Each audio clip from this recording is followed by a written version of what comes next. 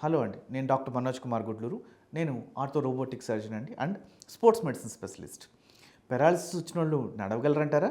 ఇప్పుడు పెరాలిసిస్ వచ్చిన వాళ్ళు కూడా నడవగలిగేటట్టుగా ఈ ఎగ్జోస్కెలిటన్ అనే రోబోట్ సూట్ మనని నడిపిస్తుంది. ఇది పక్షవాతం వచ్చిన వారు లేదా పెద్ద సర్జరీ తర్వాత నడవలేని వారికి మళ్ళీ నడవటానికి సహాయం చేస్తుంది. ఇది బాడీకి అటాచ్ అయ్యి మోటార్లు సెన్సర్ల ద్వారా కదలికను సపోర్ట్ చేస్తుంది. ఉదాహరణకి స్పైనల్ కార్డ్ ఇంజురీస్తో బాధపడుతున్న వ్యక్తి స్వతహాగా నడవలేకపోతే ఎగ్జోస్కెల్టన్తో నిలబడి అడుగులు వేయగలరు. దీంతో రిహాబిలిటేషన్లో కూడా ఇది వాడుతున్నారు.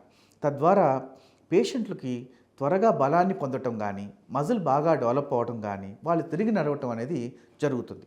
భవిష్యత్తులో వీటిని తేలికగా తక్కువ ఖర్చుతో అందుబాటులోకి తీసుకురావటం అనేది మా లక్ష్యం.